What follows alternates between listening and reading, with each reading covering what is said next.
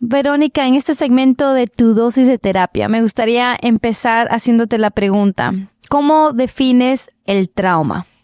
Bueno, en palabras coloquiales podríamos decir que son aquellas heridas abiertas que cuando recordamos, cuando nombramos aquel evento, se genera un movimiento interno en pensamientos, emociones e incluso físicamente. Un espacio honesto donde las mujeres pueden sentirse vistas, escuchadas y acompañadas. Queremos conectar con aquellas que a veces se sienten solas, abrir conversaciones reales sobre la vida y a través de entrevistas compartir experiencias que inspiran, sanan y empoderan. Este podcast nace del deseo de recordarles que no estamos solas, que entre amigas se camina más fuerte. Soy La Luz y esto es Amigas Sin Filtros. Ya en términos más profesionales, pero igual sencillos, es la información que no se ha procesado, porque muchas veces hemos vivido situaciones duras, muy difíciles, y sin embargo, a partir de ellas hemos aprendido y hasta sentimos que somos más fuertes. Es como si tuviéramos una herida, pero una herida de guerra. Sin embargo, hay otras heridas que lo que sentimos es que nos debilita, que nos genera miedo, o justamente es algo que se ha quedado atragantado y no hemos terminado de procesar. ¿Dirías tú que todos nosotros tenemos traumas de algún nivel? Bueno, se dice que hay traumas con T minúscula y con T mayúscula. Pues habrán situaciones que no hemos podido procesar y que siguen en nuestro sistema, incluso nervioso, que generan ciertas reacciones, ¿no es cierto? Pero luego también hay traumas con T mayúscula. Entonces, si tuviésemos que decir si todos hemos vivido, seguramente tenemos algunos aspectos de nuestra vida que no hemos terminado de procesar. ¿Qué dirías algunas cosas con T mayúsculas? Fuera como la pérdida de una hermana, por ejemplo, o la muerte en alguna otra manera, o la violación. Eso es T mayúscula. Y T minúsculas fuera, no sé, crecer sin papá o abandono de tus padres, algo así. Me parece excelente pregunta, porque además también es muy subjetivo. Tal vez para alguien es un trauma con T mayúscula el abandono de un padre. Sin embargo, para otro está en relación a cuánto ha impactado en mi vida, porque eso también genera el trauma. Te hace ver la vida de una manera muy distinta y actuar sobre la vida. Entonces, hay algunos episodios y eso es muy personal, ¿no es cierto? Entonces, no podríamos decir tal vez para alguien el abuso ha sido algo que le ha generado, que ha podido procesar, por ejemplo, y por lo tanto, tenía recursos externos, porque también habla de los recursos internos y los recursos externos con los que contamos. Entonces, no hay un tema específico que sea trauma con T mayúscula o con T minúscula, sino que hay la subjetividad y la vivencia personal de aquel evento. La parte cuando dijiste la parte interna o externa, eso no te entendí 100%. ¿Puedes ser un poquito más específica? Claro que sí. Lo que pasa es que para que procesemos la información, necesitamos recursos. Cuando hablo de recursos internos es el grado de madurez que yo tengo para procesar la información, el grado de madurez también que tengo para regular mis emociones, si he recibido de una u otra manera, formal o informal, algo de educación emocional para poder gestionar aquella angustia, tristeza, etcétera. Entonces, todo eso es parte del conjunto de mis recursos internos. Y luego también hay recursos externos, las redes de apoyo con las que he podido contar, la narrativa, o sea, qué es lo que se hablaba alrededor, porque tal vez la situación no fue tan compleja en sí, pero lo que hablaba mi tía, mi abuelo, o tal vez la sociedad hizo que eso se convierta en un trauma, porque ayudó a que yo almacene esa situación de una manera concreta que me genera angustia, etcétera. Pero en otros casos, al contrario, esas redes o esas narrativas han ayudado a procesar esa información, ¿no? Y por lo tanto, esa vivencia incluso pasa a ser algo que me hace más fuerte, ¿no? Es como, corrígeme si estoy equivocada, es como que, por ejemplo, una persona perdió a un familiar de muy chiquita o chiquito. Esa persona crece siendo o muy fuerte y quizás problemas en acercarse o dejar que se acerquen mucho las personas a él o ella, o lo hace ser una persona bastante débil y quizás apegado al temor de perder a la otra persona.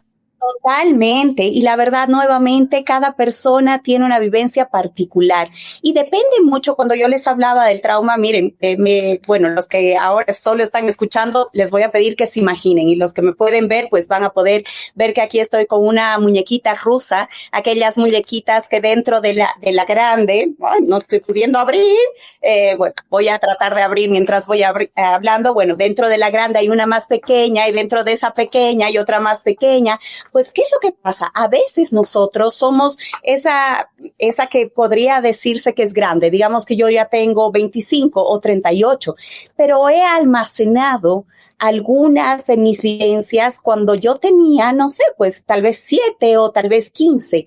Entonces, en función de mi madurez, de lo que, como les decía, de cómo he podido regular eso, cómo me ayudaron a regular, pues he podido guardar esta vivencia en términos racionales, es decir, qué pensaba en aquel entonces, en términos emocionales, cómo me sentía, incluso corporales, porque la memoria del cuerpo es muy importante en el caso del trauma.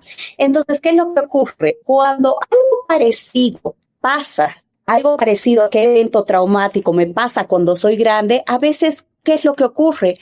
Reacciono como si fuera pequeña, porque no he llegado a procesar. Por eso también es tan importante de tanto en tanto reactualizar el chip, por decir, ¿no? O sea, decir un ratito, esto tal vez fue algo que yo lo viví a mis 8 años y tuvo este impacto emocional. Llegué a estas conclusiones cuando yo tenía 8 años y sentí esto corporalmente. Pero hoy por hoy, con la nueva información que tengo, con los nuevos recursos que tengo, ahora ya se entienden aquellos recursos internos que son mi fortaleza, mi pensamiento crítico, mi autoestima, etcétera, de ahora. Y también lo que conozco del mundo, puedo llegar a las mismas conclusiones, me hace sentir lo mismo y reacciono de la misma manera. Si es que estoy reaccionando de la misma manera, muy probablemente es que es una información que no se ha procesado, y si yo puedo reactualizar el chip es que yo ya estoy dejando que el tiempo y también esos recursos me ayuden a reprocesar esa información. Entonces, cuando tú me decías, por ejemplo, si ha habido un abandono de un padre, pues depende mucho. ¿Qué pasa si es que yo he tenido un entorno muy enriquecido emocionalmente en el que me han hecho sentir de todos modos valiosa y que he entendido que el ser humano a veces es imperfecto y que es el que me haya abandonado tiene que ver más con las características de esa persona que las mías? Entonces yo crezco fortalecido y no creo que tenga que hacer muchas cosas para merecerme el amor. Pero sin embargo, si en mi conclusión he quedado en la idea de que este hombre se fue porque yo no era suficiente, entonces muy probablemente mi vida esté marcada por ese pensamiento y yo mira, yo me acuerdo de una pacientita que tenía que me decía, yo quiero sobresalir en algo, quiero ser la mejor en algo porque así tal vez mi papá me empieza a ver, ¿no? Entonces se notaba que tenía una herida respecto a eso, y ya hablando justamente la psicoterapia le ayudó a darse cuenta un ratito, no, yo era merecedora de amor, más allá de si era la mejor estudiante o no, o si se sobresalía en un arte o en algún deporte. El que él me haya dejado es un problema de él, ¿no? Y tiene que ver con una responsabilidad afectiva de él. Entonces, ven cómo también incluso la terapia puede ayudarnos a reestructurar nuestros pensamientos y reprocesar esa información. De hecho, hay incluso modelos terapéuticos que ahora, además, basados en la evidencia científica, hay distintos modelos psicológicos ahora, además, que la ciencia va avanzando tanto. Hay uno específicamente que trabaja precisamente el reprocesamiento de la información a través de estimulación bilateral del cerebro. Así que, bueno, a lo que voy es que justamente la terapia puede ayudar mucho a la hora de ayudar a reprocesar la información. ¿Cómo afecta el trauma de alguien en las relaciones? Es como si tuviésemos un velo y todo lo miramos a través del trauma.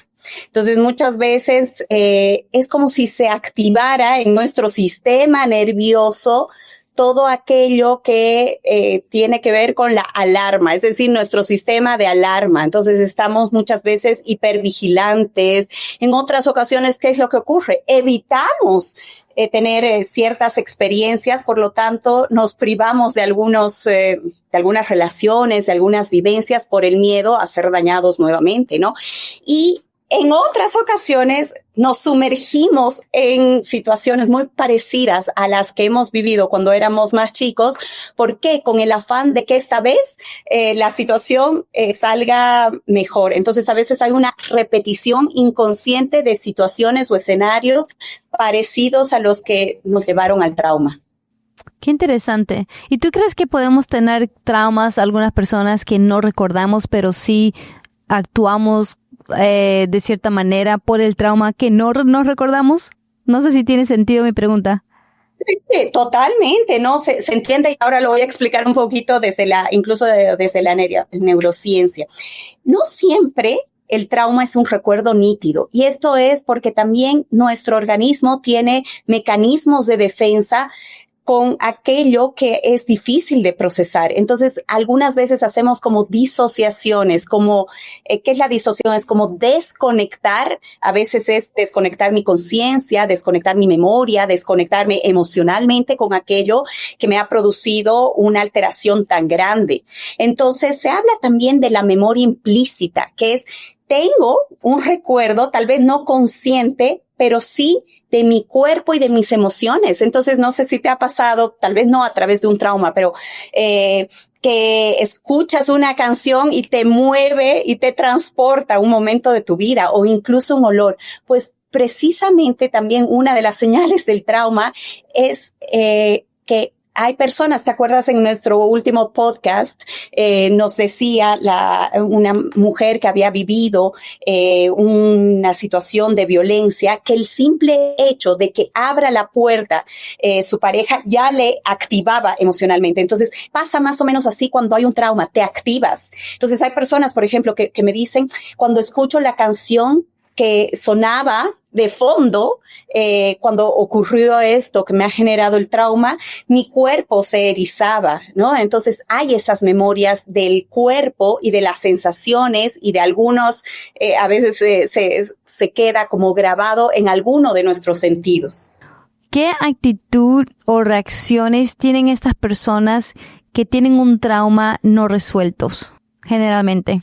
Sí, generalmente, como les decía, hay una hipervigilancia, es decir, están como muy alertas. Es como si fueras un gato crispado que todo el tiempo estás sintiendo que algo malo va a pasar. Esa podría ser una señal de que tú tienes un trauma, ¿no?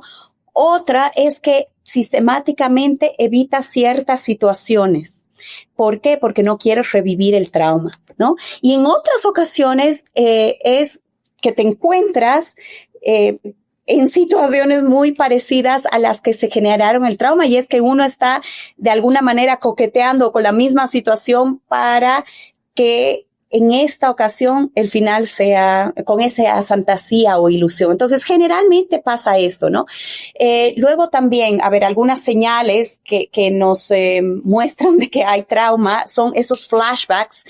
Nosotros hablamos, por ejemplo, del estrés postraumático. Tal vez hemos visto alguna película en la que algún soldado vuelve después de la guerra y está muy cómodo en su casa, dormido en su cama, muy caliente y protegido, pero le vienen flashbacks por algún sonido o por algo de las bombas o de la muerte de sus amigos, ¿no? Entonces son esas como recordatorios que te hacen dar cuenta que hay algo que no se ha procesado hacia atrás, ¿no? También muchas veces aparecen en los sueños, porque el sueño también es una manera que tenemos todos de procesar la información, ¿no? Esa información diaria hasta la neutral. Entonces, algunas veces nos soñamos y nos volvemos a soñar en relación a algunos de los temores o de algunas de las vivencias que nos han provocado dolor, ¿no? Qué interesante. ¿Y pasa algo con el cuerpo cuando tenemos trauma? ¿Lo sentimos de esa manera también? Totalmente, porque mira, de hecho hay lo que se llama la somatización, que es que mis emociones en realidad en el lugar de sacarlas hacia afuera, que sería como explotar o comunicar, en el mejor de los casos, a veces implotamos y eso repercute en nuestro sistema nervioso, en nuestro sistema inmunológico. Entonces a veces tenemos migrañas, bruxismo, dolores musculares, desarreglos intestinales, etcétera. Entonces sí, de hecho, el cuerpo tiene memoria. Hace poquito en uno de los centros en los que yo me he formado en España, justamente se presentó un libro con este título, El cuerpo tiene memoria. Y es que más allá de que cuando tú me decías, hay traumas de los cuales tal vez no me acuerdo, pero sin embargo tengo un trauma, pues sí, porque se ha quedado en mi memoria, ¿no? A veces son hasta ritmos con los que te hablaba la gente o a veces cómo te tomaban la mano, ¿no? Y hay traumas incluso de la niñez muy temprana, incluso del recién nacido, ¿no? Entonces, tal vez no eres consciente y no te acuerdas racionalmente, pero sí corporalmente. ¿Tú crees, Verónica, por ejemplo, yo tuve una tía que le dio cáncer, estaba casado con una persona que estaba casado, pero obviamente estaban separados y a las finales yo creo que era chiquita, pero yo creo que ella nunca sintió el apoyo de él, nunca se casó con ella y a la final ella le dio cáncer. Y yo siempre pensé, le dio cáncer por haber estado casado con esa persona. ¿Tú crees que es posible que alguien se enferme por todo el trauma y el sufrimiento que pueda sentir en su vida? Bueno, hay enfermedades que están totalmente vinculadas con el estado de ánimo y esas son la depresión, la ansiedad y no son, a ver, cuando hablamos de este tipo de enfermedades pensamos que es mental, emocional, pero algo etéreo, ¿no? Algo que me parece muy importante es decirles, por eso aquí también tengo mi cerebro, que es mi gran amigo para poder explicar, nuestro cerebro cuando está viviendo situaciones de angustia, situaciones en las que nos sentimos amenazados, pues producen más de algunos químicos, por ejemplo, el cortisol. Entonces, eso hace un cambio enorme en todo el funcionamiento neuroquímico, por un lado. Entonces, pueden haber enfermedades que son las muy representativas de los trastornos emocionales o mentales, ¿no? Como la depresión, la ansiedad, el estrés. En algunas ocasiones, por ejemplo, yo ahora me estoy acordando, nunca diría el nombre de mis pacientes, pero me ayuda a acercarme a lo que es verdadero. Y es cierto que sí, que hay estudios que muestran que para empezar los niveles de cortisol altos, vivir en situaciones de estrés y de constante alarma, pues baja nuestro sistema inmunológico, tienen incidencia en nuestra microbiota, por lo tanto también desorganiza todo lo que es nuestro segundo cerebro, que son los intestinos. Entonces, nuestro cuerpo no se lo puede ver aislado de las emociones y de la mente. Todo está integrado y unos pueden ayudar y facilitar o, al contrario, perjudicar, ¿no? Sí, dijiste antes de TOC. TOC es trastorno obsesivo compulsivo. Aquellos rituales, hay personas que necesitan, y eso da para otro episodio de podcast, porque son personas que tienen pensamientos intrusivos, que esto también pasa. Los pensamientos intrusivos pueden ser parte de muchos otros trastornos. Por ejemplo, estos pensamientos de los que no me puedo deshacer, que aparecen y se quedan ahí y son repetitivos, incluso se da como una rumiación. Pero el paciente con TOC es un paciente que tiene estos pensamientos que son invasivos, intrusivos y que no es fácil de deshacerse y que suelen necesitar, para tener la sensación de control, realizar algunas actividades de una manera específica. Entonces hay personas que tienen que alinear sus colores, sus lápices de color, o que por ejemplo solamente pueden salir de la casa en minutos pares, bueno, o que si ven la letra F significa fin o fatal. Entonces, porque van asociando algunos aspectos de la vida con el catastrofismo y otros rituales se los empieza a como implementar para protegerse de aquellos problemas. Entonces, bueno, lo estoy explicando muy rápido, sí, pero hay personas que tienen rasgos obsesivos, pero hay personas que tienen trastorno obsesivo compulsivo. Yo creo que yo tengo un tic porque a veces hago mis ojos así y pensé que era por la vista porque paraban secos. Me hice LASIK, me operé y a veces sigo siendo así. No sé por qué. Yo creo que se llama tic, ¿no? Cuando tienes como un hábito.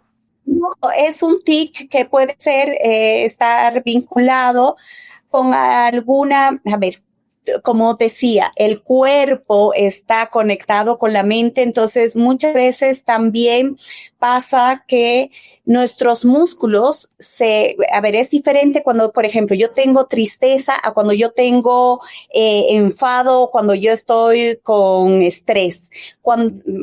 Por decirles, por ejemplo, cuando estoy con tristeza, mis músculos se laxan, no tengo ganas de nada, hasta tal vez mover la cucharilla del café hasta me cuesta, ¿no? Sin embargo, cuando tengo ira, mis músculos están contraídos y, bueno, tengo ganas justamente de pelear, ¿no? Y cuando estoy nervioso tengo contracciones leves. Bueno, ¿por qué te hablo de todo esto cuando tú me hablas de eso? Algunas tics están más relacionados justamente a esa tensión muscular que necesita ser liberada, ¿no? Entonces puede ser también eso. O sea que siempre hay que hacer un diagnóstico diferencial y hay que ver qué tiene que ver incluso con un componente más neurológico e incluso genético. En otras ocasiones es algo que mi cuerpo me está diciendo necesitas, o a veces también cuando uno toma demasiados estimulantes o cuando te falta magnesio. Entonces hay distintas razones por las cuales nos pueden pasar varias de las cosas que nos pasan. Entonces por eso también es importante acudir a un profesional para que desarrolle lo que se denomina el diagnóstico diferencial, porque a veces un mismo síntoma puede provenir de distintas enfermedades, como por ejemplo que me duela la cabeza puede ser tensión muscular, puede ser migraña, puede ser sinusitis o puede ser un tumor, ¿no? Entonces pueden ser o un problema a la vista. Pero el dolor de cabeza aparentemente es el mismo, pero ya un profesional va a ir discriminando algunas características para evaluar y, bueno, diagnosticar. Y el diagnóstico nos sirve ¿para qué? Para orientar la intervención, ¿no? Excelente. Ahora, ¿cómo empezar a sanar? Estas personas que cargan traumas pesados, ¿cómo vamos a decir que ellos quieren sanar? ¿Por dónde empiezan? Bueno, para empezar, siempre está la capacidad de ser autoconsciente y de decir, algo me está pasando. Hay algunas vivencias de cuando yo era tal vez más pequeña que necesito revisar. Y yo, el anterior podcast también yo les dije, signo de inteligencia, buscar ayuda cuando uno mismo, cuando el entorno no sabe cómo resolver un problema, para prevenir a que el problema escale a mayores. Entonces, seamos conscientes de cuáles son nuestras heridas abiertas. Incluso, ahora yo los invito a cerrar los ojos y decir, a ver, ¿qué aspecto de mi vida me genera, no sé si angustia o este recuerdo me eriza la piel o es algo que me está costando procesar? Pues si tienes algo así, ve y busca ayuda. Y la ayuda profesional también tenemos que entender que el psicólogo no es aquel que te va a confundir más o no es aquel el que no, que te va a decir que no sabes. Pues la psicología, la psicoterapia son disciplinas que estudian al ser humano ahora cada vez de una manera más científica y comprenden cómo funcionan las emociones, los pensamientos, las situaciones, etcétera, ¿no? Entonces, por un lado, tomar conciencia, buscar ayuda, diría yo. Y luego, miren, parte de lo que yo trabajo, hay dos modelos con los que yo trabajo para trabajar el trauma específicamente que son muy útiles, que es el EMDR, que son, como les decía, es la estimulación del cerebro bilateralmente, que es a través de movimientos oculares. Y es muy efectiva. Esto lo recomienda en la Organización Mundial de la Salud y distintas entidades que trabajan con con los traumas, etcétera. avalan de que es una técnica muy buena y yo realmente he visto que hay muchos cambios, ¿no? Y que te ayuda a justamente reprocesar. Uno ubica esos nudos neurálgicos que son como si fueran estas lucecitas de Navidad que se encienden cuando algo parecido a lo traumático me pasa, pues está ahí todo un enredo. La terapia te puede ayudar a desenredar. Y luego yo trabajo también con otro método que es el IFS, que es Internal Family System, que habla de que nosotros, dentro de nosotros, tenemos distintas partes que se han ido desarrollando con un objetivo benévolo, que es ayudarnos. Pero hay una parte, por ejemplo, que tiene mucho temor, hay otra parte que tiene mucha rabia, hay otra parte que tiene, que tiene la baja autoestima. Entonces son partes de nosotros que a veces no hemos integrado. Entonces lo que hacemos en terapia es identificar estas partes y yo también los invito a imaginarse que ustedes van en un coche y junto a ustedes son los conductores del coche. Junto a ustedes, al lado, están aquellas personas, es decir, esas partes, y esa parte con rabia, esa parte con tristeza, esa parte con inseguridad. Bueno, esas partes, algunas veces, cuando nosotros no tenemos los traumas trabajados, son las que conducen el coche. Entonces, frenan, utilizan el freno de mano, o aceleran, o se ponen en el retrovisor. Pues, la idea es que tú escuches a cada una de esas partes y comprendas. De hecho, las invites a tomar un café y les digas, a ver, ¿por qué apareciste en mi vida? ¿Para qué? Que no es lo mismo. ¿Por qué es una cosa? ¿Para qué? ¿Cuál es tu función? ¿Desde cuándo? ¿Quiénes te ayudaron a venir aquí? Y ahora tú me sirves. Tal vez tú en algún momento me servías, pero ahora no. Y al final escucho a mis distintas partes, las integro, pero yo soy quien conduce el coche. Y elijo la velocidad y el camino. Entonces va por ahí el trabajo del trauma, es integrar esas distintas partes que se han quedado sin procesar y se ayuda a la comprensión y por lo tanto también a trabajar nuevos mecanismos para resolver nuestros problemas, porque aquí voy a sonar a Ricardo Arjona, no sé si se acuerdan de él. Pues a veces el problema no es el problema, sino cómo se resuelve el problema. Sí, súper interesante. ¿Y cuáles son algunos hábitos que mientras hacen todo eso pueden hacer diariamente? Pero en general, para trabajar nuestra salud mental, yo les diría que tener lo que te diría incluso un neurólogo, un cardiólogo viene muy bien. ¿Qué quiere decir? ¿Hacer ejercicios? Claro que sí. De hecho, el hecho de hacer ejercicios, caminar, la elíptica, tejer, amasar, bueno, hacer todo lo que sea visomotor ayuda mucho a generar un tiempo como de meditación activa.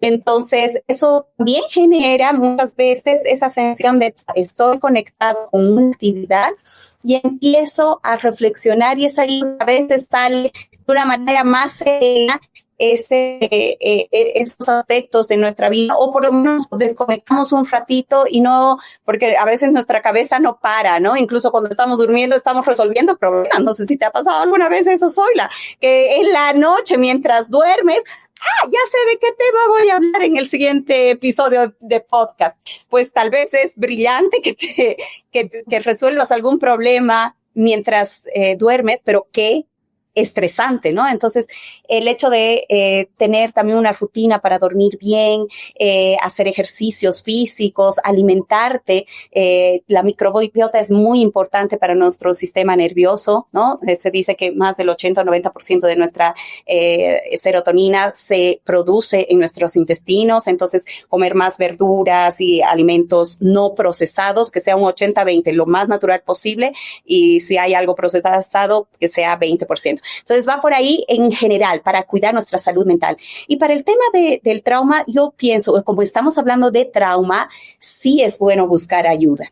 Súper, súper. ¿Y cómo puedo apoyar a una persona que está pasando por un trauma? Como amiga, ¿hay alguna manera que yo puedo, no sé, ayudar sin presionar? Me parece muy importante lo que acabas de decir, ayudar sin presionar. Pasa que nosotros a veces, con todo el deseo de hacer bien al otro, cuando lo sentimos frente a una emoción displacentera como la tristeza, la angustia, el miedo. Decimos, pero no te sientas triste, distráete, pero hay tantas otras cosas en la vida que son tan hermosas, pues eso generalmente no ayuda, aunque pensemos que sí. En el lugar de hacer eso, miren, yo les voy a enseñar una pequeña técnica así súper breve que también en otro episodio podemos ampliar porque es muy útil para pareja, con los niños, etcétera. Pero es la técnica de imago. Imago es como si fuera un reflejo. Entonces, el primer paso es repetir lo que la otra persona te dice. Si dices, ¿sabes qué? Estoy angustiada, no quiero salir de mi casa, los pensamientos giran alrededor mío, pues repite lo que te ha dicho. Y como loro, pues sí, pero ¿eso qué significa? Que ella ha dicho algo y su sistema nervioso, al que cuando tú recibes esa información y le dices, va a constatar de que ha sido escuchado. Entonces tú le puedes decir, bueno, entonces tú te sientes angustiada, sientas que los pensamientos te dan vueltas. Ay, sí, ¿qué va a pasar? ¿Se va a sentir escuchado, comprendido? Tal vez ni siquiera estás de acuerdo o sí, pero la idea es que la persona se siente escuchada. El segundo paso del imago sería validar la emoción, es decir, mostrar que uno puede comprender y que es natural que uno se sienta así frente a esa situación. Entonces, en ese caso, decir, claro, comprendo que te sientas angustiada si estás todo el tiempo con estos pensamientos. Entonces, validar la emoción. Y 3 es unirse en equipo para buscar la solución. Es decir, a ver, ¿y si hacemos esto o te parece que podríamos hacer esto otro? Pero no decirle qué se tiene que hacer, sino unirse en equipo, ¿no? Porque la persona que está sufriendo generalmente también tiene sus reticencias. Hemos dicho que parte de los efectos del trauma es que uno está vigilante, que uno quiere evitar las situaciones, que está con muchos pensamientos, que está hasta tal vez con somatizaciones. Entonces, ayudar a que ellos se sientan comprendidos y validados, que no se sientan inadecuados e inoportunos, ¿no? Ya. ¿Y tú crees que el trauma se puede sanar del todo o es algo que a veces uno tiene que aprender a vivir con él? Mira, yo en la consulta he visto cómo las personas pueden vivir sin trauma y todo lo contrario, o sea, que esa vivencia que ha sido tan dura luego se convierte en un maestro de vida, ¿no? O sea, a partir de eso se fortalecen, crecen, maduran, ven la vida de una manera más plena, aceptan la imperfección, abrazan las tristezas, utilizan a favor las emociones negativas. Entonces, pienso que de un trauma se puede salir y no solo salir, es como entrar por un túnel que entras por una entrada y sales por otra, pero la otra puede ser maravillosa. Entonces sé que hay dolores muy grandes y el dolor a veces uno aprende también a vivir con el dolor, pero aprender a vivir con el dolor también es entrenar tu capacidad de resiliencia. Entonces, verdaderamente sí se puede salir de esto y en algunas ocasiones se puede aprender a vivir. La última pregunta que tengo para ti en este segmento de tu dosis de terapia, ¿cuál fue un mensaje que le darías a alguien que ahorita se siente que está roto por dentro? Que están abiertas, duelen, que solamente incluso la caricia en una herida abierta puede ser muy incómodo, es decir, que se acerquen a tu trauma, pero yo te invito a que veas que hay posibilidad de salir del trauma buscando ayuda. Entonces, mira que en el anterior podcast terminamos con que la resiliencia es hija del amor y de la solidaridad. Pues vuelvo a repetir esto que dice Jorge Baroudi, ¿no? Si estás con un dolor, pues el buscar esa ayuda puede ser el principio de un camino que sí va a tener luz, aunque ahora veas que está todo sombrío.